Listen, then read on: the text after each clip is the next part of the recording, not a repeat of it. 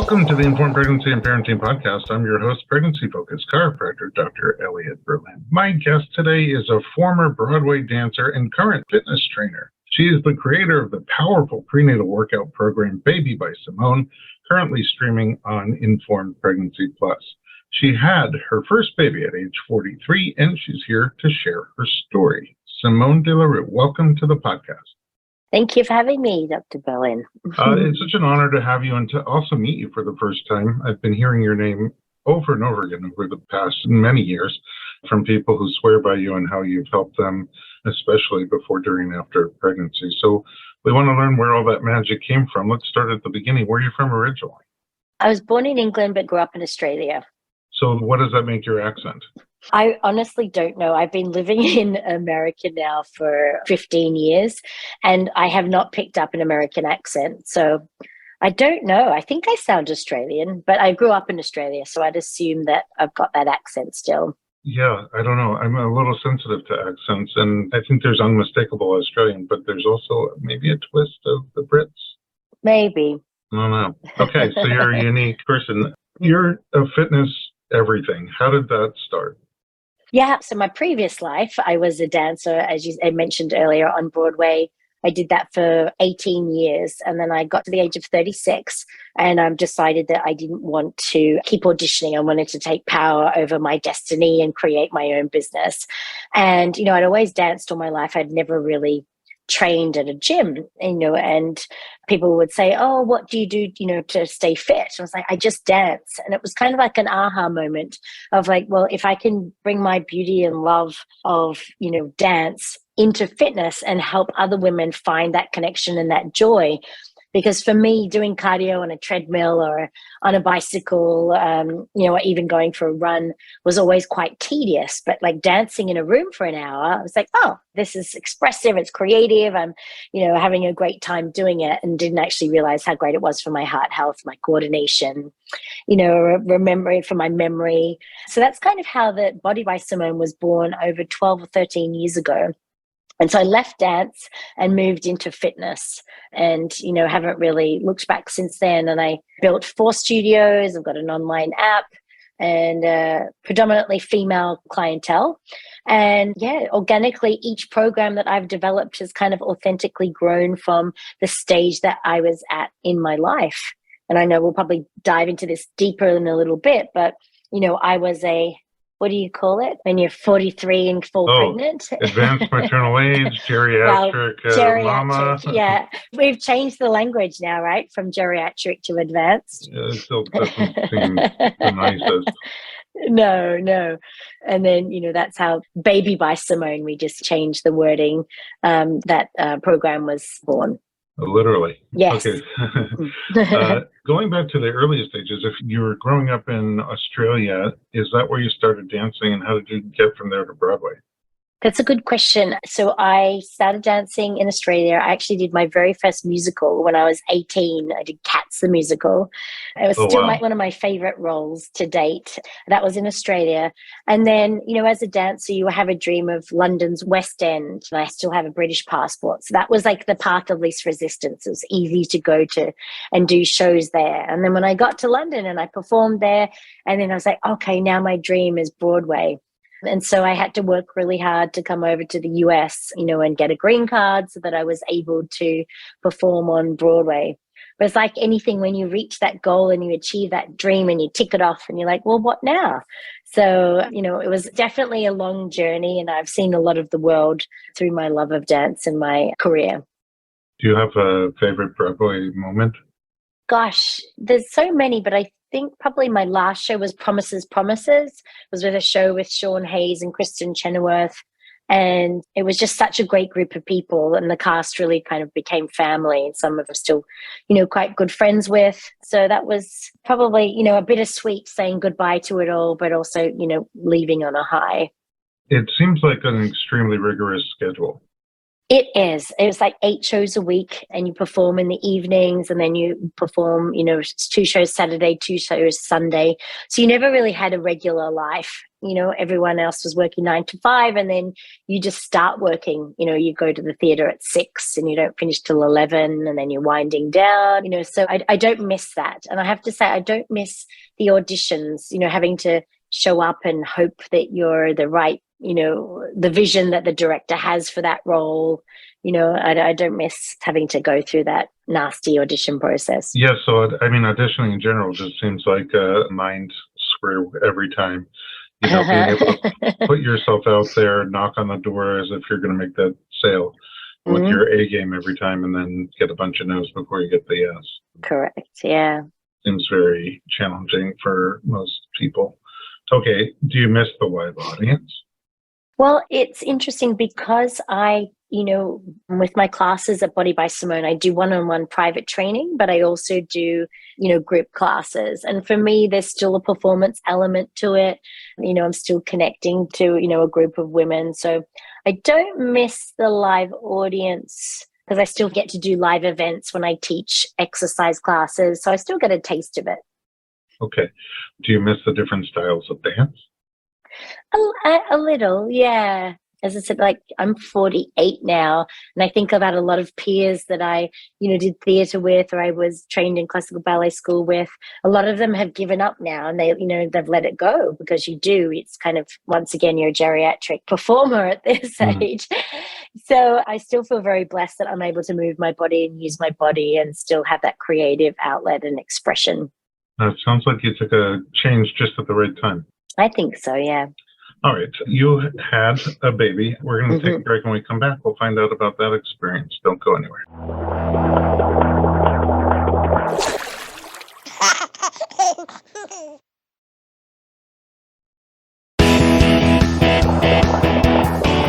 Welcome back. We are talking to Simone De La Rue from Body by Simone and Baby by Simone. Speaking of babies, you had a baby, and it sounds like your career, you were very focused on it for a very long time. When did having a baby sort of become something you were interested in? Yeah, I never really grew up wanting or wishing, to have a child. It was just I was so focused on dance, from a very young age, and then from dance then to building Body by Simone. I was very ambitious. I loved to travel, and, my body was my tool. Predominantly that was, the thing that got me work and got me jobs. And then I'm sure a lot of women could relate to this. At like the age of 40, you kind of have that moment of, oh my goodness, I'm old. And if I don't do it now, it's never going to happen. And I started to panic and think that I'd missed the boat. And so then I did, my husband at the time, we're no longer together, but we, focused on, really trying to get pregnant. And, like they say, when you take the pressure off and you stop trying is when you actually conceive. So, when I hear now so many birth stories and so many different journeys of women and of my, female clients, I actually realized how lucky I was to naturally, and you would know this too, naturally fall pregnant at the age of 43, so I do believe that it was a blessing and meant to be. And, to just look at my little guy every day and just like, so glad that he's in my life. But I was so worried when I fell pregnant because, geriatric pregnancy. And I remember Dr. Rothbart, who I love dearly, my OBGYN, going, it's going to be okay. You're okay. Like, this is, women are doing it later in life now, and, kind of held my hand throughout it. But, as an exercise junkie, I was terrified to even jump on the trampoline. I was like, will it fall out? All these crazy things, these crazy thoughts that you have, so I was very, very cautious throughout my pregnancy, and you get to each milestone and you're like, I made it. And then, the birth story. Well, how long have we got about that one? Well, before we get to that, when you said you were trying, did you try also medical intervention, or you were just trying naturally? Just try naturally. And that was also one of my things. It's just like, I'm just going to try naturally. I set it out to the universe or spirits or angels or God, whoever you believe in, and said, if it's meant to be, it's meant to be. I'm just going to try naturally. And if it doesn't happen, then I will, accept that gracefully. And, it's a huge financial cost. And at that time, it wasn't something that I, could afford. So it's just like, let's just see what happens. And so, yeah, by the grace of God, I did fall pregnant. And when you found out you were pregnant, did you already have a hunch?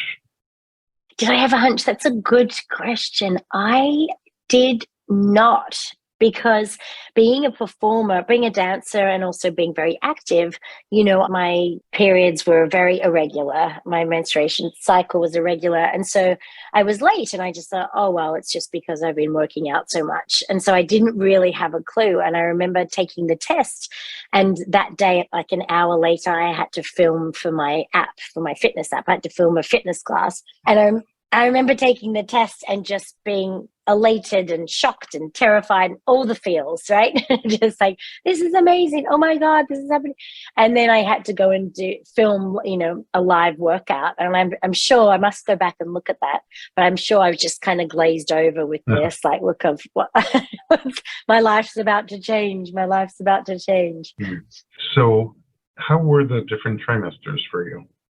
I miss being pregnant. I loved it. It was probably the happiest I think I've been in my life. I know you hear stories of women that, a lot of my clients that disliked it. They said, oh God, I just didn't like putting on weight. I didn't like all the side effects. But I loved it and embraced it. I don't know if it was the good hormones pumping through my body. If you could bottle those and sell those, I would definitely be up for purchasing them. No. But yeah, I loved it. I really did. Yeah, and it was fascinating just to see, because I've danced all my life and because I've exercised all my life and very in tune with my body, just to see it changing in that way, I just thought was, really quite fascinating. And watch my belly grow and, all the changes along the way. A couple of things. First of all, you mentioned the geriatric pregnancy a few times now. So it seems to me, I'm not a medical doctor, but it seems to me that every person has a clinical health profile. And that includes pregnant people. And one of the pieces of data inside that clinical health profile is your age. It's the one you can't change. But it also seems like when you look at the other pieces of data and they all fall into the green category where everything's good, you don't have diabetes, you don't have hypertension, you're good BMI, good body weight, then that age number matters less and less and less, and all the time. Anecdotally, we see people in their 40s having amazing pregnancies who are generally healthy people, and then sometimes people in their 20s and 30s struggling really hard, who are generally not in shape or have medical conditions that sort of make it much harder. So you're advanced maternal age, but that, again, for you, that's just that one piece. You spent your whole life keeping your machine strong and fine-tuned. So it seems like it would go better for you, and like it did. Yeah, very much. Did you have an immediate thought on how to approach fitness during pregnancy? This is where I started doing, a lot of research and seeing, what is out there for women, what advice, what guidance. And, a lot of the books that you read are like, walk around the block, or, sit on a yoga ball, or, do a wall sit.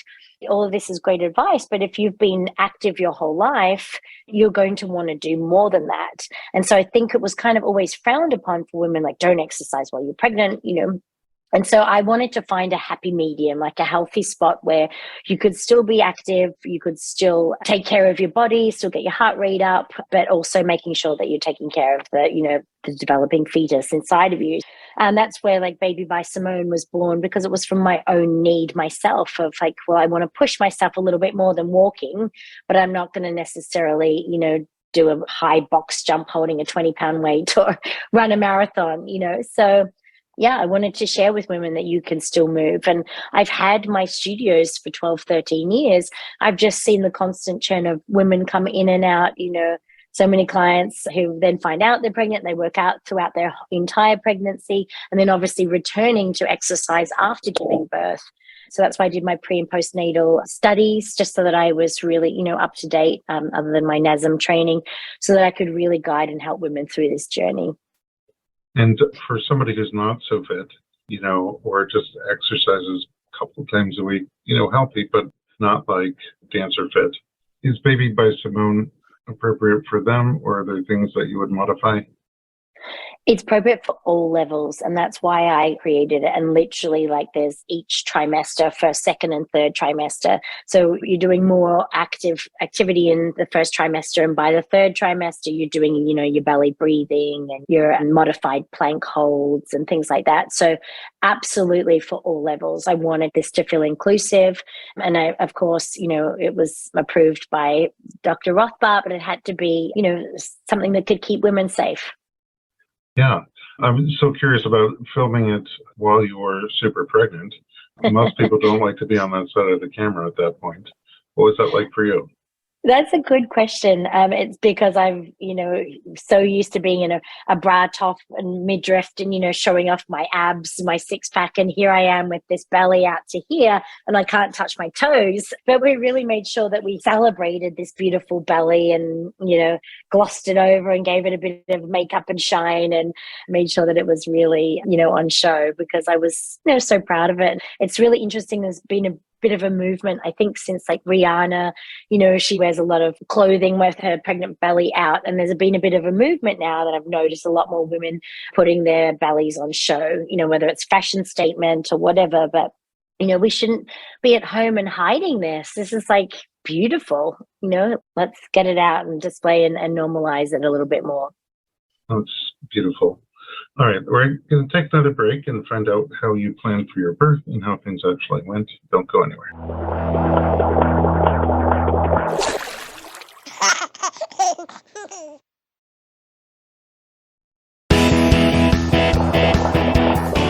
Welcome back. We're talking to Simone De La Rue. All right, so a couple of years till you got pregnant naturally, and then a very fit pregnancy. What was your plan for birth? Ha ha ha ha. I get that a lot. I know. Of course, it was a natural birth, and I was going to be the warrior who, I'm giving birth and I'm doing this. And of course, it did not go to plan at all. So you were planning to be in a hospital with a doctor? Correct, yeah. Doula or no doula? No doula. No doula. And that warrior, were you saying unmedicated or vaginal or? Vaginal unmedicated. That was the plan, yeah. Okay. And was there specific reasons why those things were important to you?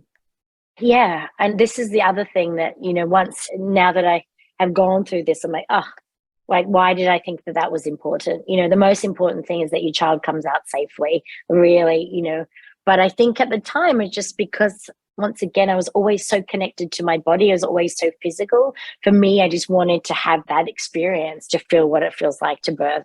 And so... But that makes sense. Yeah. I think always there's nobody who goes into labor thinking the most important thing is anything other than that you both come out healthy. Mm-hmm. But there's a lot of ways to get from point A to point B. And if you could sort of pick your path, there are different things that people would pick based on what's interesting or important to them. So it makes sense that you aim for that, but that if there's a detour, you still end up at the same destination via a different route, which it sounds like what happened to you. Did your labor start spontaneously? No. So I had to be, I think I was 7 days overdue. So I was induced. And then it was like 24 hours in labor. And in the end, I had to get an epidural, and then little Oscar's heart rate, increased, elevated. And so it was an emergency C-section. And then the next thing I knew, there he was in my arms. So, was it a scary emergency C-section, or more like, we should get this baby out now? I don't think it was scary, but it was just like, he's coming out. We're going to get him out in the next half an hour. And it's like, okay, this is what's happening now, And at that point, what I said before, all you want to do is just make sure your little bubba's okay. So it's like, get him out any way that you possibly could. But I remember apparently I said, because, you're obviously pumped through full of drugs. And I said to Dr. Rothbart, as he's like, I'm going to make the incision. I'm like, be beware of my abs. Don't cut my abs. Did he preserve your abs? He did a very good job, yes. He's the best of the best. Yeah. Yeah, so do you have a conscious memory of what that was like, the abdominal birth? For me, the biggest thing, and this is what I've tried to say to women as well, that I've been so active, my whole life, so in tune with my body. And then you have a C-section, and then there you are, like after 3 days, go home and take care of your baby. And I couldn't even sit up, I couldn't even walk. And it's like, how am I ever going to return to exercise? And I'm an active person. So once again, this is how then my postnatal program. So I've done, lots of postnatal workouts for women returning to exercise after giving birth, because I actually think this is where the attention needs to be. So many women panic and say, oh, finally I can work out again. And they come back too quickly and they get diastasis recti because they haven't allowed time for the abdominal wall to heal. Or coming back from a C-section where it's even challenging to walk around the block, at home when you're pushing the pram. So just becoming the awareness of that. But for me, it was such an aha moment. I was like, this is someone who is very, very fit. And I couldn't even, lift my legs up out of the bed to get out of bed. Wow. That also makes me wonder if earlier, before you had your cesarean, as my time supporting people during labor, I noticed a trend that more active and fit people tend to dislike the feeling of being anesthetized from the chest down, like trapped in the body. Like your brain is like, let's get up and move around. Did you experience something like that? I did, yeah. I wanted to walk around and I couldn't. So yeah, it was very challenging for me because I can't just lay here. I need to move. It was almost like a tribal kind of, wanting to do like a dance almost, during labor. Yeah, like you see other animals do. Yeah, exactly.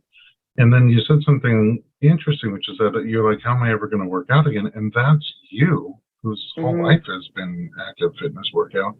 I hear that so many times from my postpartum patients, and I really think they wait sometimes. Like you said, some jump in too early. And then some of them are just waiting for a moment to strike them, when it's time. But then, 6 months go by. So I'm curious, in terms of you, how did you manage to get back into it? And also if you have recommendations for others. Yeah, I definitely took my time. I know for vaginal birth, the recommended healing time is 6 weeks. And for a cesarean C-section, it's 8 weeks. But I didn't do any abdominal work, absolutely no sit-ups or crunches or even planks for months. I really slowly worked on my stamina and walking, and then I worked on my upper body and my lower body, and I really allowed a lot of time for everything to heal. And I remember being terrified the first time doing a plank and just thinking, oh my God, am I going to pop the stitches? Right. What's gonna happen? So that's one of my pieces of advice to any of our postnatal mummies coming back. Please take your time. We always give modifications on how to do that because, I've seen a lot of women who you could put your fist in because they haven't allowed, time for the abdominal wall to heal. So I would say don't rush into it, but also, it's even just taking that half an hour for yourself, because when you're a new mum, just everything is about the child and you have no time for yourself at all. Even while they're napping, if you're just doing some squats quietly in the corner or, anything that you can just to try and reconnect to your body again and reconnect to yourself. And that's one of the things that I hear so many women say is they feel disconnected from themselves, so just trying to find small little pieces, even if it's 5 or 10 minutes each day. You, after pregnancy, 24 hours of labor and a cesarean birth, do you feel like your body has come back to its pre-pregnancy state? It took me quite some time. It really did. And it was interesting too, the muscles. So, obviously when you're pregnant and your belly's growing and your belly's growing. And so your pelvis, moves, and all of a sudden your glutes and hamstrings become more inactive because you're not using them anymore because your weight's this way, or you're spending a lot of time sitting on your derriere, on your tush. And so for me, that was one of the areas I had to really focus on rebuilding my posterior chain, my glutes and my hamstring again. That took a long, long time. My arms were easier because you're picking up your child constantly and lifting them and holding them. That's built in. That's built in, exactly. That's the one. I've got my weight here already. But yeah, it took me, I would say, probably at least 2 years, and Oscar's now 4, and I'm just starting to feel really, really strong again, back to my old strength. So it definitely takes time. And then when I have clients who've had 2 and 3 and 4 kids, I'm like, how on earth have you done this? I really just kind of bow down to anyone that's had more than one child. You're a superwoman. I bow down to anyone who's had even one child. Yeah. You are also Superwoman. So in 4 years of motherhood, has that changed your outlook on life?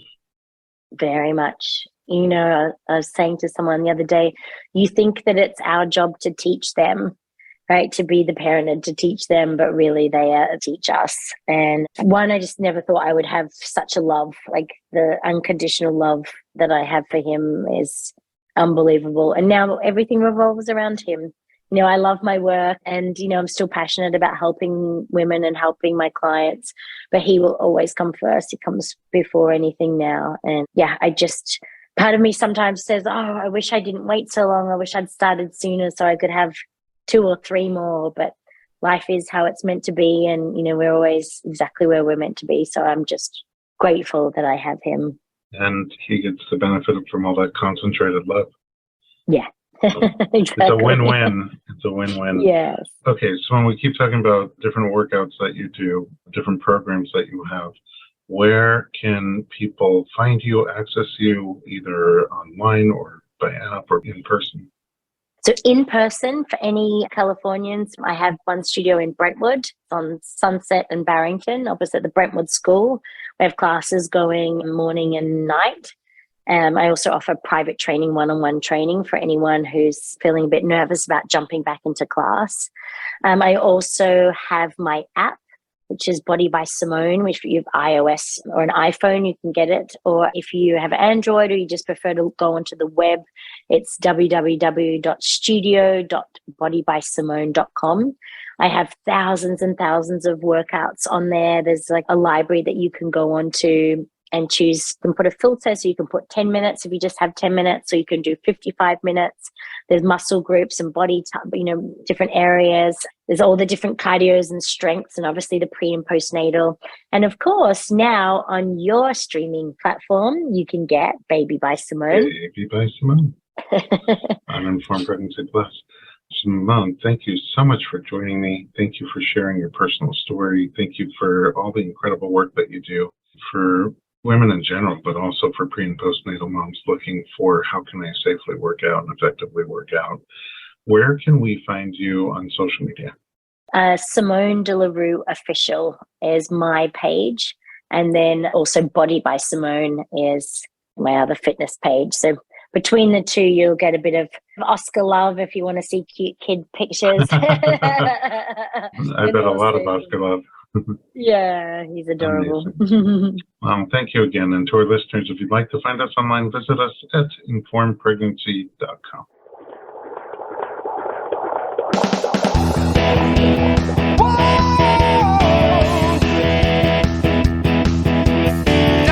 Doctor, give me the news. I got a